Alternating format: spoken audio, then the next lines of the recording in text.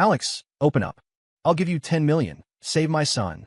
On a stormy night, the screech of brakes shattered the silence as a sleek black Maybach pulled up outside my rundown naturopathic clinic. The door swung open, and a woman in a tailored suit stepped out, her presence as cold and unyielding as a winter frost.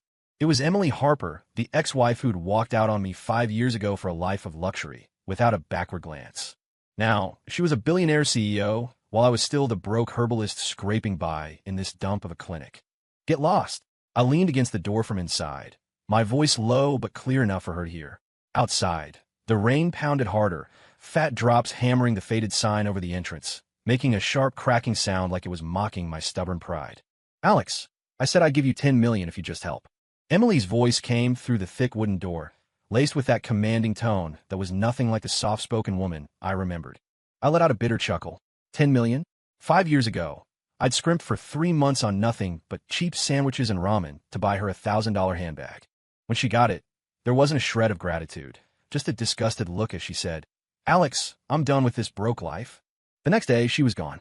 All she left on the table was a signed divorce paper and a cold note. We're from different worlds. Yeah, she was soaring high like an eagle now, and I was just a bug in the dirt. Ms. Harper, you got the wrong guy. I didn't feel like wasting more words, turning to head back to my room for some sleep. You should take your precious son to Johns Hopkins or Mayo Clinic. My little setup can't handle someone like you. Bam! A heavy thud echoed from outside, followed by a bodyguard's grunt. Then Emily's voice, sharp with anger. Alex, don't push it. You're the only one who can save him. I paused, a ripple stirring in my chest. My skills came from my family's old traditions, specializing in rare conditions that modern medicine couldn't touch. Emily knew that. Back when her mom was on death's door, I'd pulled her back with a single herbal brew. But so what? Your problems aren't mine. My heart was stone. These past 5 years, I'd run this clinic alone, treating patients by day, reading old texts by night. Life is stagnant as a forgotten pond. I thought I'd moved on from her, but seeing her again ripped open that old scar, blood pouring fresh. Alex, her voice outside rose to a near roar, cracking with a sob. I'm begging you. Please save him. He's fading fast. It hit me hard. In all the years I'd known her, she'd never broken like this. She was always proud, composed. Even when she handed me those divorce papers, it was with cold finality, no regrets. What kind of desperation could bring a billionaire CEO to her knees in the rain, pleading with a nobody like me? I wavered. The knocking stopped, replaced by muffled sobs, raw and hopeless. It pierced me like needles, over and over. I took a deep breath and finally unlatched the door. Outside, Emily was drenched, her expensive suit clinging to her curves. Her makeup was ruined, mascara streaking down her pale cheeks like ugly tears. She clutched a small boy wrapped in a blanket, his face as white as paper. When she saw me, a spark of hope lit her eyes, like a drowning person spotting a lifeline. Alex. Her lips trembled, words failing her. My eyes dropped to the kid in her arms. He looked about 4 or 5, eyes shut tight, lips tinged blue, breathing so faint it was almost gone. What shook me most was his face, the brows, the eyes. They mirrored my childhood photos, 7 or 8 parts alike. A wild thought flashed through my mind. I shook it off, dismissing the impossible. No way. We've been divorced 5 years. Commane. I stepped aside, making room. Whatever bad blood was between us, the kid was innocent. As a healer, I couldn't just let him die. Emily stumbled in like she'd been granted a miracle, cradling the boy. 2 bodyguards in black followed, but I blocked them at the door. The patient staying, everyone else out. My tone was ice. They glanced at Emily, and only backed off when she nodded, closing the door behind them. The clinic was bare bones. A consultation desk, a few chairs, and shelves lined with herbal jars. The air carried a faint, earthy scent of dried roots and leaves. Emily gently laid the boy on the cot in the back room, handling him like fragile glass. I approached, reaching out to check his pulse. Don't touch him. She swatted my hand away like a cornered animal, eyes full of wariness and hostility. I froze, then gave a self-mocking smile. Right. In her eyes, I was probably just some gold digger eyeing her fortune. Ms. Harper, if you don't trust me, take him and go now. I pulled back, my voice flat. I wouldn't want to be responsible if my little place delays his care. Her face flushed red, then pale, her chest heaving. She stared at me, eyes swirling with anger, conflict, and a plea I couldn't quite read. After a long beat, she deflated, dropping her hand with a hoarse whisper. Sorry. I'm just so on edge. I ignored it, placing my fingers on the boy's thin wrist again. His pulse was threadbare, flickering in and out like a candle in the wind, ready to snuff out. Cold had built up inside, seeping into his organs, worse than I'd feared. What's his diagnosis? I asked gravely. Congenital cold agglutinin disease. Emily's voice was low. Experts here and abroad have seen him. They all say, no hope. Her voice broke on those last words. I frowned. I'd read about it in old texts. Rare where the body runs cold, blood thickens and clots, blocking pathways. Untreated, organs fail. Ancient records called it a 9 in 10 death sentence. What's his name? How old? His name's Ethan. Emily's eyes darted away. He's 4.5. Ethan? Like, remembering someone? A strange mix of sourness and a hidden sting hit me. Give me his birth date and time. She blinked, caught off guard. Traditional healing sees the body tied to natural cycles. Birth details link to elemental balances, guiding diagnosis and remedies. She hesitated, then recited the numbers. I calculated silently as she spoke. The result jolted me. His chart matched mine almost exactly. Worse, the date placed his birth 10 months after our divorce. My mind went blank with a buzz. 10 months after the divorce. The timing was too perfect, forcing me to wonder. I snapped my head up, locking eyes with Emily, searching her face. Who? Whose kid is he really? My voice came out rough from shock. Emily tensed, her gaze skittering away, avoiding mine. She pulled the boy closer instinctively, like guarding her treasure. Alex, what are you implying? She tried to sound steady, but her voice shook. He's my son, of course. What's it to you? Nothing to me.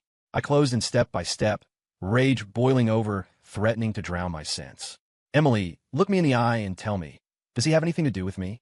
That face so like mine, that damning birth date, her weird behavior tonight. It all pointed to an answer I could barely face. You're crazy. Emily backed away until she hit the wall, trapped.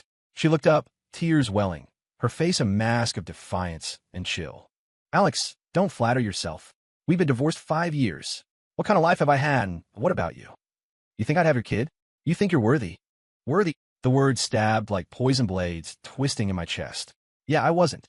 I was a nobody running a failing clinic, while she ruled a billion-dollar empire. An uncrossable chasm separated us. My strength drained away. I staggered back, leaning on the herb cabinet to stay upright. My chest ached worse than when she'd handed me those papers 5 years ago. Turns out, I hadn't forgotten, just buried it deep. Now, she'd torn it open and rubbed in salt. Good, fine. Nothing to do with me. I forced a grim smile, pointing at the door. Ms. Harper, in that case, get out. I can't cure your son's illness. Find someone better. You. Emily trembled with fury, her pointing finger shaking. Alex, do you have to be this heartless? Heartless? It struck me as hilarious. Emily, who's the heartless one here? 5 years ago, you vanished without a word, leaving a clean-cut divorce decree. Now you show up with some other guy's kid, begging for help, and call me heartless. Is that your idea of fair? My voice rose to a shout, all the pent-up hurt, resentment, and anger exploding. Emily froze under my outburst, tears finally spilling over, streaming down her face. She looked at me, lips moving like she wanted to explain, but nothing came out. She just held the boy, sobbing like a lost child. The clinic felt suffocating, heavy with tension. Only the kid's faint, ragged breaths cut through, whipping at our consciences like an invisible lash. Get out! I shut my eyes, waving her away wearily. I was afraid if I looked longer, I'd cave. Emily didn't budge. I said, get out. I snapped my eyes open, glaring red-eyed. She flinched, shrinking back, but still refused to move. She just clutched the boy, her eyes pleading desperately. We stood locked in standoff, neither yielding. Time ticked by. Suddenly, the boy on the bed let out a pained groan, his small body convulsing, face turning from pale to bluish-purple. Ethan! Emily cried out, forgetting our fight, rushing to his side in panic. Ethan, what's wrong? Don't scare Mommy. My heart skipped. Anger forgotten, I dashed over. Ethan was curled up, teeth clenched, limbs twitching. He was about to pass out. The cold's hitting his heart. My face paled. It was worse than I'd thought. Quick, prop him up against me. I barked at the frantic Emily. She snapped to, helping position his tiny frame against my chest. No time to think, I pressed my index and middle fingers together, channeling what little energy I had, tapping key points on his chest, sternum, solar plexus, upper abdomen. It was an old family technique, revive yang 9 points, usually with needles, but fingers would do. Meant for dire cases, it sparked the body's reserves to pull back from the brink. But it drained the practitioner hard. As I tapped, a warm flow eased from my fingertips into him. His spasms eased, color returned to his face, breath steadying. Emily watched, stunned, eyes wide with disbelief. She consulted top specialists worldwide, used cutting-edge tech, all useless. Yet this man she'd once dismissed had stabilized him with a few finger presses. This guy she thought beneath her was more enigmatic and capable than she'd ever imagined. Finishing the sequence, I was sweating buckets, face drained, body weak. I laid the now-sleeping Ethan back, tucking him in. He's okay for now. I panted to the still-shocked Emily. But it's just a stopgap, not a cure. To fix it for good, we need a rare herb. What herb? I'll find it. No matter the cost or effort. She snapped back, eager. 9-leaf revival root. The words hung heavy. Her face went ashen, blood draining away. How could it be that? She muttered, eyes filling with despair. You know about this herb? I caught the odd look on her face. 9-leaf revival root grew only on icy cliffs in frozen wastelands. A leaf per century, 9 for full potency. Pure yang essence. It was the only key for cold clot syndromes. Legendary stuff. Few had even heard of it, let alone seen it. How would a businesswoman like Emily know? Her eyes flickered, dodging mine, forcing a smile uglier than a grimace. I just heard an old herbalist mention it once. Said it's extinct. Extinct. My stomach dropped. Without it, Ethan was doomed. Looking at that face so like mine on the bed, my chest tightened, breath catching. Son or not, I wanted to save him. Where there's a will, I breathed deep, shoving down the chaos. If it exists, we can find it. Emily stayed silent, head down, expression hidden. The clinic fell into dead quiet again.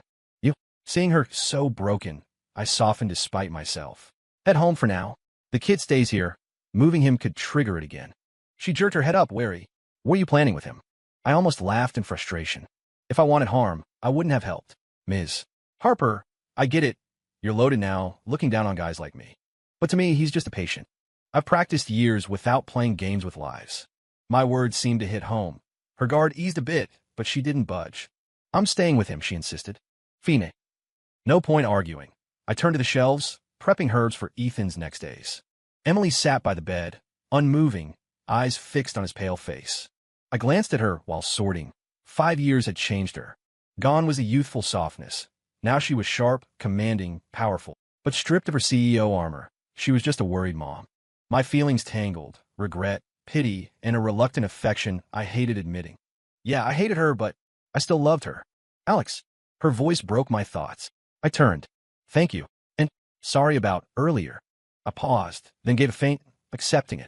No apology could erase 5 years of pain. About the 9-leaf revival root. She hesitated, then spoke. I know where it might be. My hand froze mid-grab. Where? Up north, the Lang family. She said it slowly, deliberately. The Langs. My brow furrowed. The Lang family in Chicago was a top pharmaceutical dynasty, operations nationwide. Rumor had it they kept a secret vault of extinct rarities. But Victor Lang, the patriarch, was a notorious shark, greedy, sly as they come. Getting anything from him was near impossible. Worse, I'd heard the Langs and Emily's company were bitter rivals. Think they'd hand it over? I eyed her doubtfully. I'll figure it out, she said, determination flashing. Whatever it takes. Seeing her so fierce for the kid, a weird unease hit me. If Ethan was really mine, what did that make these 5 years? A fool in the dark. The thoughts spread like weeds, unstoppable. I set down the herbs, stepping close, towering over her. Emily, one last time. My voice was flat, emotionless. Whose son is Ethan? She froze again, meeting my gaze this time. No evasión, no denied. We stared, air thick as stone. Finally, she gave a bleak smile, tears falling. Yes, he's yours. Our son. Boom. Lightning cracked outside, lighting Emily's pale face like a ghost. My world shattered in that instant. Even with my suspicions, hearing it from her lips hit like a thunderbolt, leaving me rigid, numb. He was my son. I had a son. This rundown clinic I'd guarded alone for 5 years. This night, I'd thought would end in lonely old age. Suddenly invaded by a woman telling me I had a 4.5-year-old boy. And he was dying. Absurd, laughable, cruel enough to break a heart. Why? My voice shook, words grinding out. Why hide it? Emily, what did you think I was? Some tool to call on when needed, kick aside when not? I'm sorry. Tears streamed like broken beads. Alex, I know you won't believe me, but I had no choice. No choice. I laughed, uglier than a sob. Your choice was ditching me for being broke, right? Jumping into someone else's arms, making me a fool. I knew my words cut deep, but I couldn't stop. 5 years of bitterness erupted. I was a beast lashing out to hurt her back. Emily blanched, staring in disbelief, lips quivering. You think I went to someone else? What else? A fresh grad with nothing. 5 years later, billionaire CEO? How? Luck. I'd followed her news. Her Harper Group rose like a rocket, crushing old firms. Rumors said a shadowy backer pulled strings. I'd assumed it was her new man. How ironic. Alex, is that what you think of me? Someone who'd sell out for cash. Her voice cracked with hurt and sorrow. Isn't it? What did you say back then? Tired of the poor life. Not from the same world. Your words, right? She opened her mouth, but nothing came. Yeah, she'd said them. Looking at me, the last spark in her eyes died, leaving only grief and despair. Fine, I admit it. I love money. I'm materialistic. Her smile was bitter self-mockery. Happy now? You can keep hating me, resenting me. She turned away, leaning over the bed to kiss Ethan's forehead softly. Ethan, sorry, Mommy's useless. She whispered, choking up. Mommy can't find the medicine. Don't be scared. I'll stay with you all the way, even beyond. Her quiet words hammer my heart. I jolted. She meant to die. Seeing her resolute back, panic surged. No, this couldn't happen. Whatever our grudges, the kid was blameless. He was my son. I couldn't watch him die. Or her. Emily. Are you insane? Her wrist was cold as ice, lifeless. She didn't fight, just turned with hollow eyes, calm. I'm not. If I can't save my own son, what's the point of living? Who says we can't? I said if there's a chance, we don't quit. Chance? She smiled sadly. You know Victor Lang. He's hated me for years, wants me destroyed. Now he's got my weakness. He'd never give it up.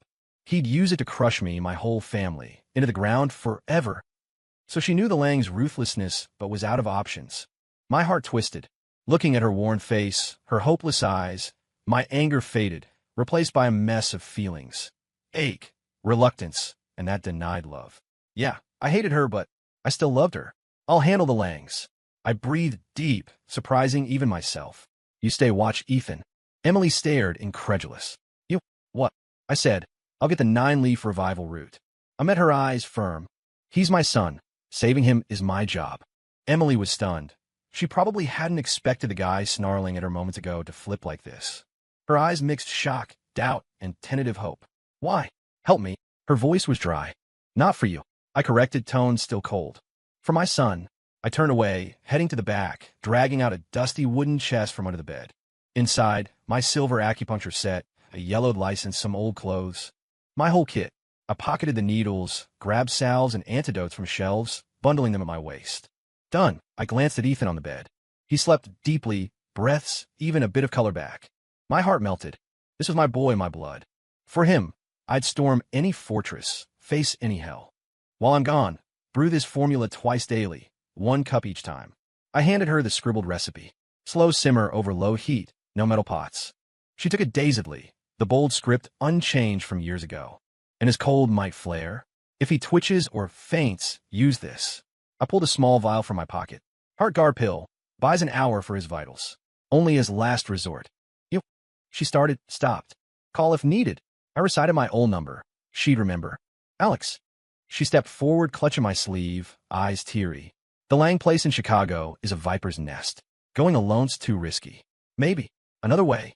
No other way. I cut her off, final. Delaying endangers her more. I pried her hand free, heading out. Wait. She pulled a black card from her bag. 100 million here. Pin's your birthday. Take it for the road. Victor's greedy. Enough cash might. No need. I pushed it back without a glance. I'm broke, but not living off a woman's money. I opened the door, stepping into the rainy night without looking back. Behind, her stifled sobs echoed. I didn't turn. One look and I'd stay. Chicago was 1,000 miles from Seattle. I skipped flights for the slowest Amtrak to sort my head and save cash. My savings? Under $5,000 total. On the swaying train, watching scenery blur, my mind raced.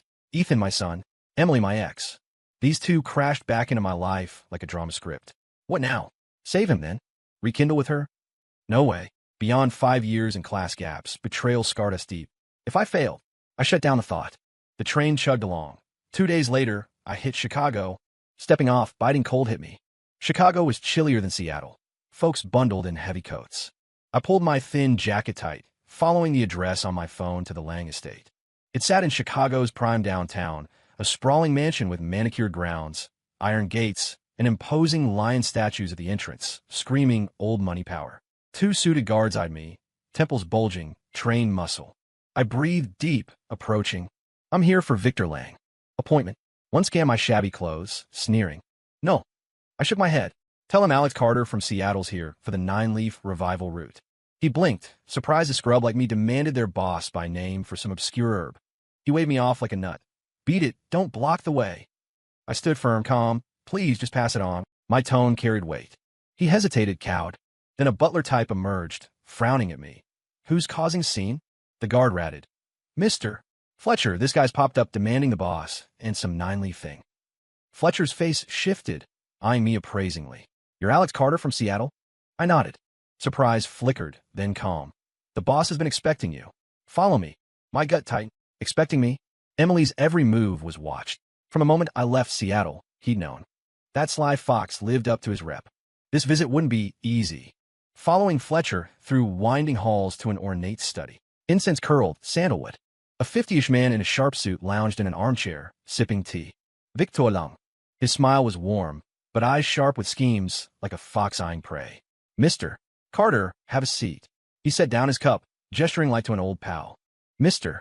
Lang. I stayed standing, cutting to it. I'm here for the 9-leaf revival route. Hey, young folks, always rushing. He chuckled, pouring me tea. Sit, warm up. Chicago's colder than Seattle. Top shelf, oolong, fragrant. But no time for chit-chat. Mr. Lang, let's be straight. I said gravely. Name your price. What for the herb? He blew on his tea, drawling, Mr. Carter. That's no way to talk. This herb's priceless, not for sale. Then what do you want? Dread sank in. Worse when they skip money. He set down his cup, foxtail showing. I hear your skills trace to ancient masters, reviving the near-dead, mending bones. Shock it. My lineage was secret. Only me and my late mentor knew. Emily knew I was good, but not the source. How'd he know? Where'd you hear that nonsense? I kept cool. You know if it's nonsense. He grinned slyly. No games. The herb's yours, for one condition. What? Heal my son's legs. He locked eyes, deliberate. I froze. Victor's son, Dylan Lang, was a notorious playboy. 3 years back, a drag racing crash shattered his legs. He lived, but wheelchair-bound forever. Big news in Chicago, I'd heard. Victor had tried every expert, every method. Nothing. Now targeting me. You overestimate me. I shook my head. Your son's fractures are set. Nerves damaged. Beyond help. No liye. 3 years past prime window. Even my mentor couldn't. Don't rush, no. He pulled a file, handing it over. Look at this. Puzzled, I opened it. My pupil shrank. It was Ethan's full medical history. Every checkup, episode, rescue. More detailed than Emily's knowledge. You spied on my son. My voice iced. Murder in my eyes. Don't misunderstand. He waved innocently. Just checking on an old acquaintance's. Grandson. Acquaintance? Grandson. It clicked. Emily's mom, my ex-mother-in-law, had a rare cold disorder I'd cured. Ethan's inherited it from her. Victor knew about Ethan, his illness, that only I could help. He'd waited for Emily to desperation, drawing me in, using the herb to force me.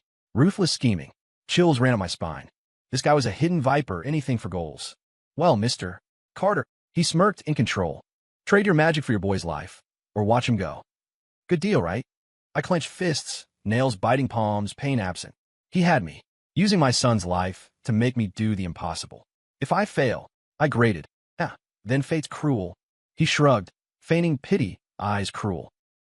Blood rushed. I nearly smashed his smug face. But couldn't. Ethan's life in his grip. I shut eyes, breathed, forcing calm. Fine, I agreed. Eyes open, cold. But my condition. Oh, interested. Herb first. No. Instant refusal. How do I know you won't bail? How do I know you'll deliver after? I countered coldly. Dealing with foxes, keep a card. He narrowed eyes, chill flashing. Tension thick. Finally, herb first. But you stay here, heal my son. No leaving. And for motivation, son comes here too. Hostage Ethan too. Victor Lang, that's too far. Too far. He sneered. Compared to a life, it's fair. Eyes like a spider's on a fly. Mr. Carter, my patience is thin. No choice. For the herb, for Ethan's life, I swallowed the humiliating terms. Fine. Gritted out. Victor smiled, satisfied. He snapped. Fletcher brought a ornate box. Opened. Hot young energy rushed out. Inside, a crimson, ginseng-like plant, exactly 9 leaves. 9-leaf revival root. Trembling with excitement, I cradled it, feeling its vital force. With this, Ethan had a shot. Herb's yours, but you stay. Victor's voice doused my joy like cold water. I glared. I need to send it back first. Sure. Surprisingly agreeable. I'll send escorts. And invite your boy over. Invite, heavy with threat. I knew escorts meant watchers. No options. I called Emily, said I had it, prepped to receive, hinted Ethan might leave her temp. Long silence. I thought refusal. But, okay, got it. You, be careful. Hung up, I boxed the herb, handed to his men. Tell Emily. Crush half with jade mortar. Mix with pure water. Dose him. Rest. Simmer low 49 hours. Bath him daily. They nodded, left. Watching them go, emptiness hit. Now, stuck in the snake pit, healing a rival's son. Success, all good. Failure, doom. Dylan's quarters, a separate wing and back. Entering, he wheeled facing away, staring at falling leaves. Hearing steps, he turned. Pale from indoor life, but eyes dark with malice. Seeing me, disdain and challenge. You the miracle Doc Dad hired? He had me mockingly. Looked like a pushover, frielier than me. Ignored the taunt, knelt to check legs. Back off. Don't touch with your filthy hands. He exploded, kicking at my chest. I dodged, but it grazed, stinging. Dylan, manners. Victor at doors, stern. This is Mr. Carter. Here for your legs. Legs? Ha. Experts abroad called a hopeless. Him. Dylan scoffed. Dad scam. Quiet. Victor darkened. Do as he says, or cards cut off. That worked. Dylan sulked silent. Victor to me, fake smile. Mr. Carter, excuse the boy. His legs are in your hands. I nodded wordless. Victor gone. I knelt again. No fight this time, just venomous glare. Unwrapping bandages. Legs atrophied, scarred like dead branches, lifeless. I press points, muscles rigid, channels blocked, dead. Worse than imagined by far. Healing this wasn't skill, it was defying fate. Well, Doc. Dylan sneered at my silence. Hopeless? Scram, don't waste time. Ignored, shut eyes, sent faint energy probe. Dead zone, no response. Heart sank. Really impossible. No, I refused. Minter said, all things balance. Every ailment has a counter, if found. Calmed, I comb mental archives. Flash, forgotten snippet from old manual remnant. In death's grasp, energy scatters. To defy fate, use strong vital force as guide. Rebuild life. Strong vital force? Life sacrifice. Insane, unethical, against healing code. Dismissed, but no alternatives. Next days, hold up pouring Lang library tomes for options. Victor didn't rush, fed well, but guards multiplied.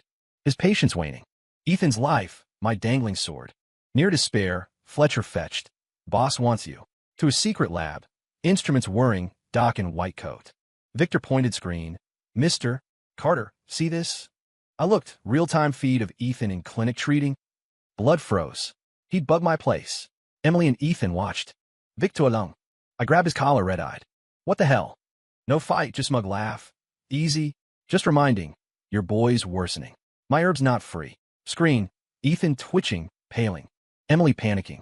Heart crushed. Ready to share your plan? He shoved off, straight and smug. Screen's agony. My son writhing. No escape. Need one thing. I shut horse. Name it. A live adult Siberian tiger. Victor blinked. Expected treasures, not a tiger. Tiger for what? Puzzled. Healing. Open eyes, calm. Your son's legs, bones, nerves dead, vitality gone. Normal meds useless. Need extreme yang essence, its blood, energy, to break blocks, restore. Half-truth. Manual strong force, not tiger-specific, but tiger parts boost bones, circulation. Real reason. Another plan? Ridiculous. Lab doc objected. Tiger bone in meds, sure, but live tiger essence? Witchcraft, not medicine. Believe or not. Ignored him, to Victor. Give it. He scrutinized, weighing truth. Finally, tiger doable. 3 days max. But warning, no improvement in 3. Collect your boy's body. Voice like venom.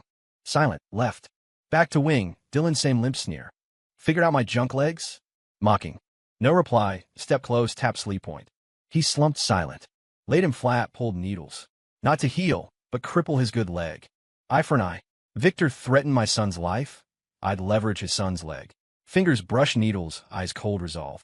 Needle poised at point, door opened. Fletcher with soup. Saw needles, unconscious Dylan. Face changed.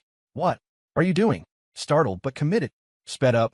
Needles flashing into key points. Hip, thigh, calf. Stop. He dropped bowl, lunged. Old but agile, trained. Dodged, counter chopped to neck. He grunted, collapsed. Focused, applied lock pulse method from manual. Temp seal, good legs flow. Fake full paralysis. Risky, one slip, permanent. Sweat beaded. Each needle drained me. Last one done, pulling back, footsteps chaos outside. Door kicked in. Victor with guards stormed. Saw Fletcher down, sun out, my needles, face twisted rage. Alex, you're dead. Roar. Guards pounced like wolves. Ready, hurled chair, smashed window, leaped from second floor. Soft lawn, rolled, sprinted a wall. Behind, Victor's furious yells, pursuit. Had to escape. He'd guessed my play. Caught Ethan and I doomed. Full sprint, scaled wall, hit street. Flag cab to station. Back to Seattle now. But underestimated Victor's Chicago grip. Cab blocked by SUVs, streets away. Doors opened. Armed thugs surrounded. Led. Revive Fletcher. Face storming murder. Mr. Carter, boss requests you. Pull me in. Back to estate, not study, damp basement. Victor in chair, toying iron balls, face blank. Dylan on stretcher, eyes shut, pale. Alex impressive. Voice like Arctic slag. First across me. Just claiming what's mine. Yours. Sneer. You ruined my son's other leg. Dare say that? Temp seal. Flows unlock in 12 hours. Flat. This for fair trade. Trade. Yes. Med eyes deliberate. Your son's leg for my son's life. From now. Harm a hair on him. Your boy's leg stays gone. Victor's face greened. Balls clicked. Eyes murder solid. Basement air choked. Guards grip bats, awaiting order to pulp me. Unfazed, held gaze. Gambling. His son's leg outweighed my life. Seconds stretched, eternal. Finally, murder faded. Wave guards off. You win. Horse. Age decade. Relief inside. Gamble paid. Release me and my son. Grave. Yes. Not. But heal Dylan's leg first. Trust you how. No choice. Cold stare. Heal now. Take your boy. Leave Chicago. Or we all burn. His line. Phoenix. Not. Quiet room. No interruptions. Back to wing. Dylan out on bed. Breathe deep. Needles out. Began unlock. Harder than lock. Precise hits or permanent. 2 hours later. Last needle massage tap wake point. Dylan stirred. Felt leg move. Eyes wild joy. My leg. It works. Babbling tried sitting. Door. Victor rushed hearing. Saw son flex. Hard man's eyes reddened. Good. Good. Voice shook. Gripped hand. Father's son wept. Didn't interrupt. Packed needles headed out. Wait. Victor stopped. Wiped tears, pulled check. 100 million.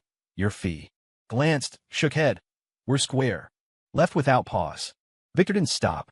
Our feud done. Just want to Seattle, my son. Exiting estate. Hailing cab to airport. Black Maybach pulled up. Door opened. Emily stepped out. Haggard. Eyes bloodshot, but joy at seeing me safe. You. Okay.